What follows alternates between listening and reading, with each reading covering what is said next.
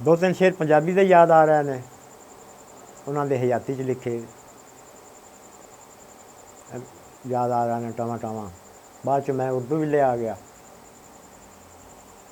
पंजाबी फिर टावां टावां ही कही दी है। मैं वो सूरत मंगी है, मैं वो सूरत मंगी है ਜਿਹੜੀ मैथों चंगी है।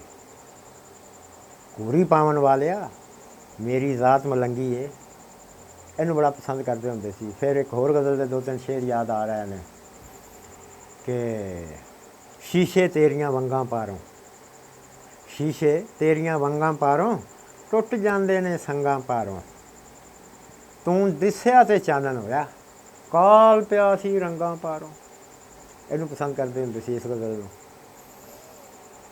फिर यह गज़ल जो उन्होंने तक पहुँची तो बड़ा पसंद फरमाया, शाबशी कही। उन्हें कहा रंग दी गज़ल हैगी कि गल्लां विचों गल जई तेरी मेरी सोहणीए, गल्लां विचों गल जई तेरी मेरी सोहणीए, कुल्लीए महल जई तेरी मेरी सोहणीए। एक वेले सत लुज तेरे मेरे प्यार दे, एक वेले सत लुज तेरे मेरे प्यार दे, एक वेले छल जई तेरी मेरी सोहणीए। अंबरां ते तारियां दी ऐ शेर खास तौर पर, अंबरां ते तारियां दी सार लैन चलीए, अंबरां ते तारियां दी सार लैन चलीए, घड़ी होवे वल जई तेरी मेरी सोहणीए। दिन चढ़े सूरजां दी अग नूं खलार के, रात लंघे कल जई तेरी मेरी सोहणीए।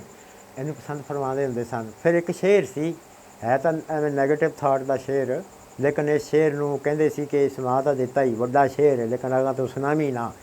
शेर है उर्दू का है। कब हटेंगे ज़मीन के तख्ते, कब हटेंगे ज़मीन के तख्ते, ये मेरे रास्ते की दीवारें।